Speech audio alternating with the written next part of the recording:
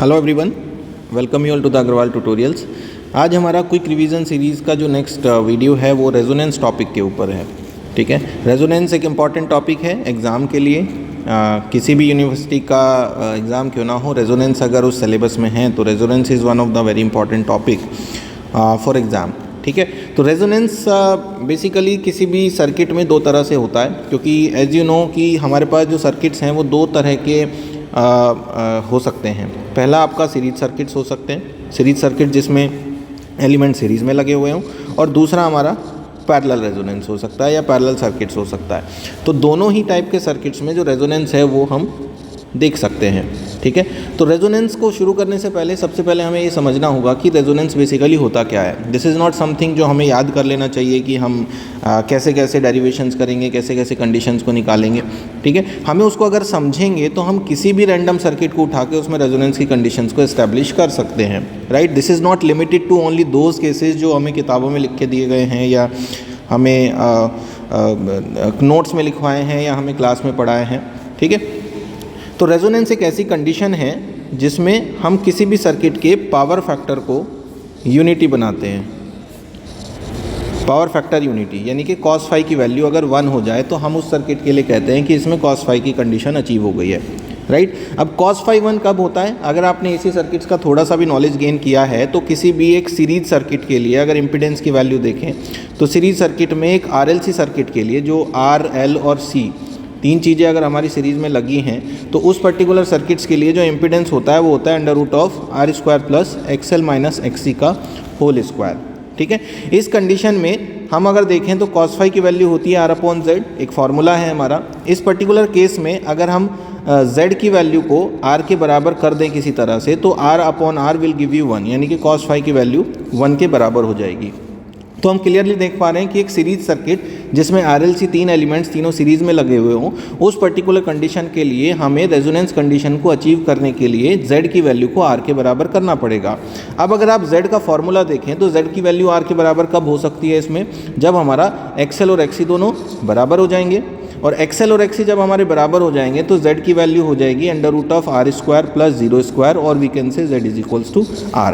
इसका मतलब ये है कि इस पर्टिकुलर सर्किट में XL की वैल्यू XC के इक्वल होने की ये जो कंडीशन है यही हमारी सीरीज रेजोनेंस की कंडीशन है इस सर्किट में।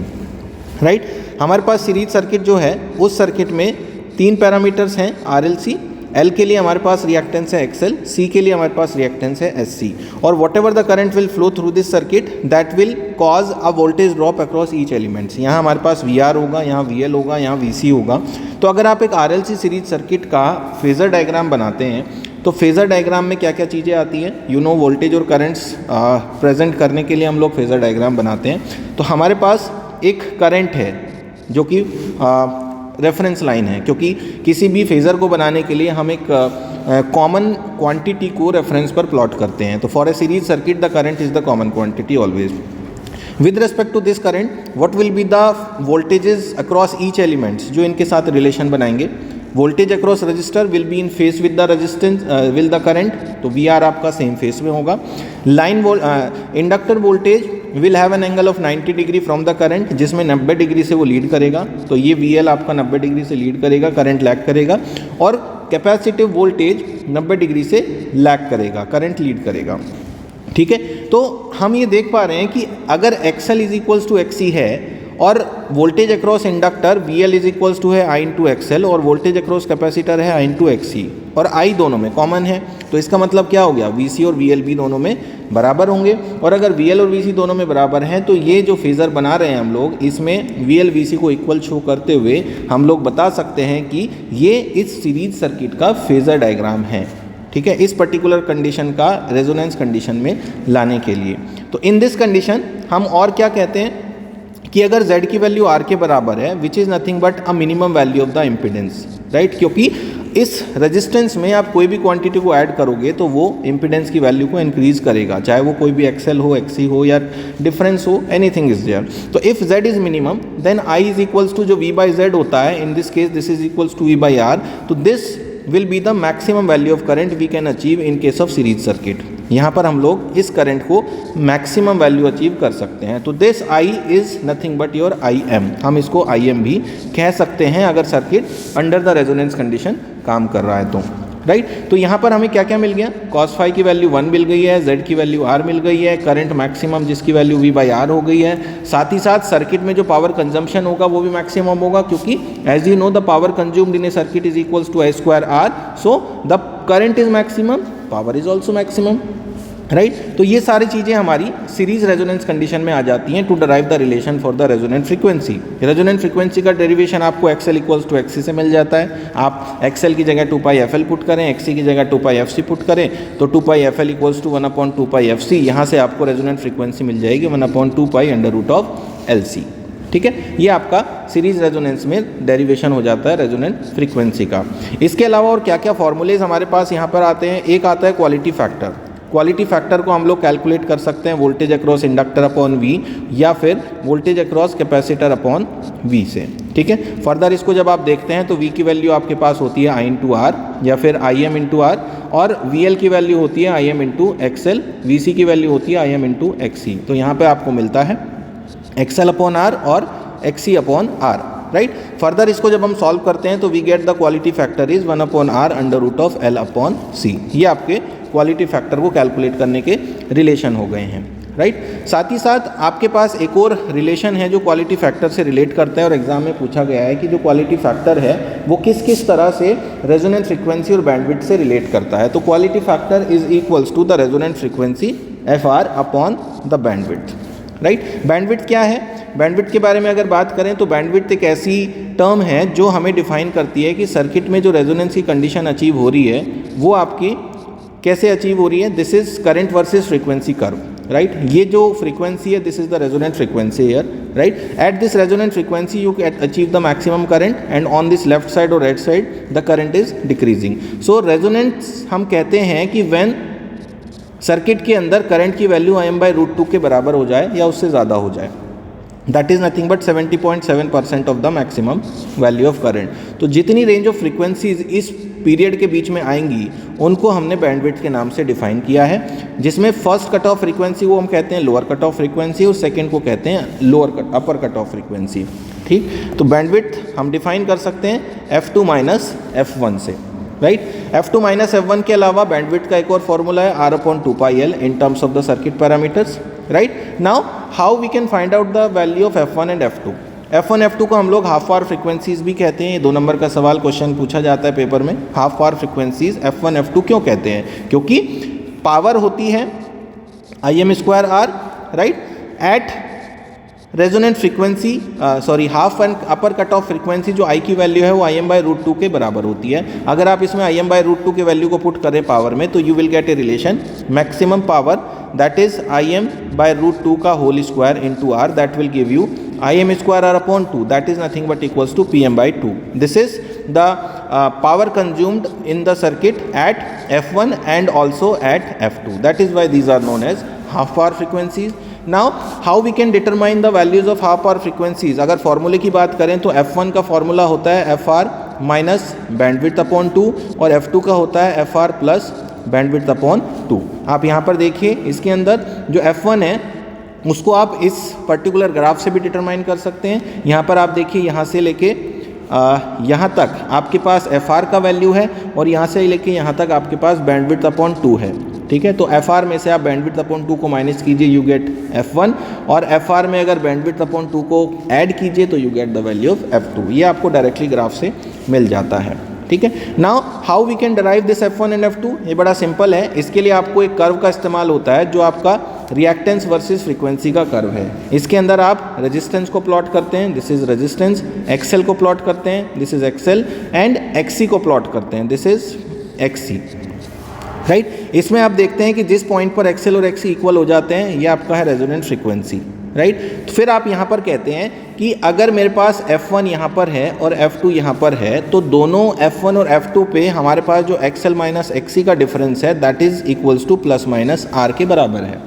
ये मानते हुए कि रेजोनेंट फ्रीक्वेंसी से पहले मिलने वाली जो F1 फ्रीक्वेंसी है उसमें R वैल्यू आपकी ज़्यादा है कैपेसिटिव में और F2 पे R वैल्यू ज़्यादा है इंडक्टिव रिएक्टेंस में, ठीक है। आप यहाँ पर देखेंगे तो you get some greater value of XL here, आप यहाँ पर देखेंगे you will get some greater value of XL here. तो ये मानते हुए कि जो वेरिएशन है वो लीनियर है, तो F1 पे R वैल्यू से कम वैल्यू आपकी एक्सएल की है, XC की ज़्यादा है, और F2 पे R वैल्यू XC की कम है और XL की ज़्यादा है।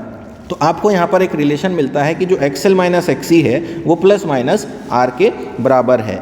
F1 पे आप देखेंगे जो XL माइनस XC है वो किसके बराबर है, माइनस ऑफ R के, क्योंकि XC बड़ा है। और F2 पे आप देखेंगे जो XL माइनस XC है वो प्लस R के बराबर है। इनमें अगर आप XL और XC की वैल्यू पुट करें, XL आपको आप ले लेंगे ω1L, XC आप ले लेंगे ω1C फॉर F1।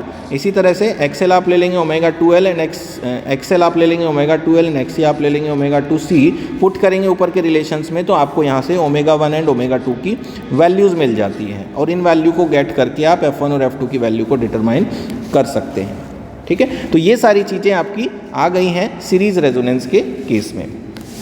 अब अगर आप पैरेलल रेजोनेंस की बात करें तो पैरेलल रेजोनेंस में हमारे पास पैरेलल सर्किट होगा। अब पैरेलल सर्किट्स को बनने के दो केसेस हो सकते हैं। अब पैरेलल सर्किट्स के हमारे पास दो केसेस हैं। एक है कि हमारे पास एक RL series combination of coil है, उसके पैरेलल में एक कैपेसिटर लगा है। दूसरा है एक RL कॉयल है, उसके पैरेलल में एक RC का पैरेलल कॉम्बिनेशन लगा है। सर्किट दोनों सेम ही है, दोनों में कोई अंतर नहीं है। अगर आप कॉन्सेप्ट को समझ पा रहे हैं तो आप यहाँ पर दोनों केस को आराम से निकाल लोगे। ये आपका R है, ये L है, ये C है, ये आपका R1 है, L है, ये आपका R2 है, C है। अब इन दोनों केसेस में अगर आप देखें तो यहाँ आपके पास सप्लाई लगेगी दोनों केस में। यहाँ से करंट पास होगा I, यहाँ से करंट जाएगा let us call it IL, यहाँ से करंट जाएगा let us call it IC। Similarly here you have I, you have IL and you have IC, ठीक है। अगर आप दोनों सर्किट्स का फेज़र बनाएं तो फेज़र में मैंने आपको बताया है कि you have to consider the common quantity on the reference. दोनों केस में पैरेलल सर्किट्स हैं, पैरेलल में you know the common quantity is always voltage, तो consider the voltage on the reference line. This is your V of the circuit. उसके अलावा आपके पास क्या क्या है, आपके पास एक इंडक्टिव करंट है IL जो करंट है वो RL ब्रांच के थ्रू जा रहा है। अब RL ब्रांच के थ्रू जाने वाला करंट उसके वोल्टेज से लैग करता है फाई एंगल से, तो दोनों ही केस में आपका जो IL करंट है वो फाई एंगल से लैग करेगा। ये आपका फाई एंगल है, ये आपका फाई एंगल है। फाई को भी हम फाई L नाम से कह देते हैं क्योंकि ये इंडक्टिव ब्रांच का है। उसके बाद फर्स्ट केस में जो दूसरा करंट है IC वो एक प्योर कैपेसिटर के थ्रू पास हो रहा है। वोल्टेज और कैपेसिटिव करंट दोनों के बीच में एक रिलेशन होता है 90 डिग्री का, जिसमें करंट आपका 90 डिग्री से लीड करता है। तो ये हमने बना दिया IC जो 90 डिग्री से लीड कर रहा है। दूसरे केस में आपके पास प्योर कैपेसिटर नहीं है, एक रेजिस्टेंस सीरीज़ में लगा है, और रेजिस्टेंस के लगने से जो एंगल ऑफ लीड बनेगा करंट के लिए वो 90 नहीं हो सकता, वो लेस देन 90 होगा। तो यहाँ पर हम एक कंसिडर कर लेते हैं एक IC करंट को जो फाई C एंगल से लीड कर रहा है। अब इसके बाद क्या करना है, हमें सर्किट में रेजोनेंस कंडीशन अचीव करनी है। तो अचीव करने के लिए हमें चाहिए पावर फैक्टर की वैल्यू 1, और पावर फैक्टर की वैल्यू 1 तब आएगी जब impedance of this circuit will be resistive in nature, ठीक है। रेजिस्टिव इन नेचर यहाँ पर सर्किट को बनाने के लिए हमें क्या करना होगा कि ये जो V और ये I है दोनों सर्किट्स का, इन V और I को दोनों को सेम फेस में लाना होगा, क्योंकि for now this I is the phasor sum of IL and IC in both the cases, right. अगर IL और IC दोनों एक दूसरे से कैंसिल आउट हो जाएं तो हम लोग वोल्टेज को करंट के साथ सेम फेज में ला सकते हैं। This is how we can achieve the condition for this through this phasor diagram. इसके लिए हम क्या करते हैं, इस IL को हमने हॉरिजॉन्टली प्लॉट किया, that is IL cos phi L।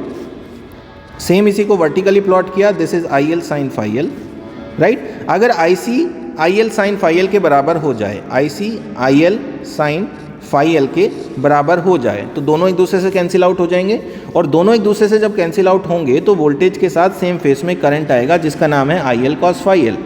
That means ये IL cos phi L ये करंट वही करंट है जो वोल्टेज के साथ वोल्टेज से पास होके जा रहा है। इट मीन्स कि एक कंडीशन हमें यहाँ से मिली, IC is equals to IL sin phi L। This is the condition of resonance जो आपको रेजोनेंट फ्रीक्वेंसी को डिराइव करने के काम आएगी। दूसरा एक कंडीशन मिली कि जो सर्किट का करंट है I वो है IL cos phi L के बराबर। ये आपको Z की वैल्यू फाइंड आउट करने के काम आएगा जो R/LC होता है, ठीक है। This is called dynamic impedance, इसको डायनामिक इम्पीडेंस कहते हैं, ठीक है। सॉरी L/CR ही होता है, मैं गलत लिख रहा हूँ, L/RC, ठीक है, इसको कहते हैं डायनामिक इम्पीडेंस। ये यहाँ से डराइव होता है और यहाँ से आपकी डराइव होता है रेजोनेंट फ्रीक्वेंसी, जिसकी वैल्यू आपको आर की वैल्यू को नेग्लेक्ट करके मिलती है 1/2π√LC। ठीक है, अगर आप आर को नेग्लेक्ट कर देंगे तो आपको फाइनली यही मिलेगा, और अगर आपको आर को नेग्लेक्ट नहीं करेंगे तो आपको फिर एक थोड़ा सा डिफरेंट रिलेशन यहाँ से मिलता है। अब अगर हम दूसरे फेज़र की या दूसरे सर्किट की बात करें तो वहाँ भी सेम चीज़ें हो रही हैं। हमारे पास IL करंट है, उसके दो हमने वर्टिकल और हॉरिजॉन्टल कंपोनेंट बनाए। ये है IL cos phi L, ये है IL sin phi L। अब IC के भी दो कंपोनेंट बनेंगे। IC का हमारा हॉरिजॉन्टल कंपोनेंट बन जाएगा IC cos phi L, और वर्टिकल बन जाएगा IC cos phi C। Same चीज़ यहाँ पर भी है कि वर्टिकल कंपोनेंट जो दोनों के हैं वो दोनों एक दूसरे के इक्वल बना दीजिए, और जो दोनों कंपोनेंट हॉरिजॉन्टल पर आ गए हैं उन दोनों को सम कर दीजिए। तो बेसिकली हमें दूसरे केस के लिए जो चीज़ें मिल रही हैं वो मिल रही है कि जो IC केस 2 हमें मिल रहा है IC cos phi sin not cos, IC sin phi C is equals to IL sin phi L। ये तो हो गई आपकी रेजोनेंस की कंडीशन, जो आपको मदद करेगी रेजोनेंट की फ्रीक्वेंसी को कैलकुलेट करने में। और दूसरा आपका हो गया सर्किट का करंट I, जो सम है IC cos phi C plus IL cos phi L के बराबर। यहाँ से आप लोग इम्पीडेंस के लिए डेरिवेशन कर लेंगे, राइट। तो ये हमारा through the circuit, through the phasor diagram हम कैसे कैलकुलेट करते हैं इसकी वैल्यू है। अब अगर हम थोड़ा दूसरा अप्रोच देखें तो दूसरे अप्रोच में हम क्या देखते हैं कि किसी भी सर्किट में अगर पावर फैक्टर को यूनिटी बनाना है तो उस सर्किट के अंदर किसी भी तरह का कॉम्प्लेक्स पार्ट नहीं होना चाहिए। अगर आपको थोड़ा कॉम्प्लेक्स का आइडिया है तो मैं उसके थ्रू आपको बता दूं कि एक सीरीज सर्किट के लिए जो इम्पीडेंस का वैल्यू होता है वो R+jX के बराबर होता है, सीरीज हो या पैरेलल हो, कोई भी हो। क्योंकि पैरेलल में हम लोग फाइनली इम्पीडेंस को कैलकुलेट करेंगे। पैरेलल के लिए हम लोग इम्पीडेंस मेथड लगा सकते हैं। इम्पीडेंस में हम कहते हैं total y is equals to y1 plus y2। y1 आपका है 1/z1 plus 1/z2 is equals to 1/z। इसको फर्दर सॉल्व करेंगे तो आपका फाइनली आना तो इसी टर्म में है, z इक्वल्स टू R+jX। ठीक है, तो अगर हम इस रिएक्टिव पार्ट को 0 के बराबर कर दें तो आपका इम्पीडेंस R के बराबर हो जाता है। तो अल्टीमेटली आप अगर कॉम्प्लेक्स वैल्यूज़ में इम्पीडेंस के थ्रू पैरामीटर्स को कैलकुलेट कर रहे हैं तो आपको जस्ट एक कंडीशन पुट करनी है कि जो आपका रिएक्टिव पार्ट है, ठीक है, या फिर आप यूँ कहें कि जो आपका इमेजिनरी पार्ट है उस इमेजिनरी पार्ट को 0 के इक्वेट करना है। अगर आप इतना करके सॉल्व कर देंगे तो आपका रेजोनेंस का कंडीशन अचीव हो जाएगा। ठीक है, सीरीज़ के लिए आप कहें कि जो इम्पीडेंस है वो R+j_XL-XC के बराबर है, इम्पीडेंस का वैल्यू Z बार, यहाँ पर आप लोग XL-XC जो कि इमेजिनरी पार्ट है उसको इक्वेट कर दीजिए 0 के, आपको डेरिवेशन मिल जाएगा, आप वहीं पहुँच जाएंगे। ठीक है, पैरेलल के केस में आपको थोड़ा सा मेहनत करना पड़ सकता है क्योंकि वहाँ पर आपको इम्पीडेंस को कैलकुलेट करना पड़ेगा with the help of impedance method. As you know आपके पास जो सर्किट है वो R और L एक ब्रांच है और C एक दूसरा ब्रांच है। तो एक इम्पीडेंस Z1 यहाँ का है, एक इम्पीडेंस Z2 यहाँ का है। You have to solve Z1 parallel with Z2 to find a final impedance. ठीक है, या फिर आप कहेंगे कि ये एक Y1 है पहली ब्रांच का, एक Y2 है दूसरी ब्रांच का, दोनों को ऐड करेंगे। फाइनली जब आपका एडमिटेंस आएगा Y वो J+JB के फॉर्म में आएगा। ठीक है, G आपका कंडक्टेंस होता है, B आपका ससेप्टेंस होता है। तो यहाँ के लिए आप B का वैल्यू 0 के इक्वल टू पुट करके इस कंडीशन को अचीव कर सकते हैं, राइट। तो ये एक क्विक रिव्यू है हमारा, डिटेल में थोड़ा सा डिस्कस किया है जिसको to make it easier to understand the resonance topic जो आपको यहाँ से कवर अप करना है। बाकी छोटे मोटे क्वेश्चंस हम ऑलरेडी कवर कर चुके हैं प्रीवियस वीडियोस में कि क्या शॉर्ट आंसर टाइप क्वेश्चन हमारे बनते हैं। तो इसको आप लोग प्रिपेयर कीजिए और इसके ऊपर टॉपिक पे जो भी क्वेश्चन आपका आता है उसको ज़रूर अटैम्प्ट कीजिए क्योंकि ये बड़ा अच्छा और ईजी टॉपिक होता है, राइट। तो thank you so much for the watching, thank you.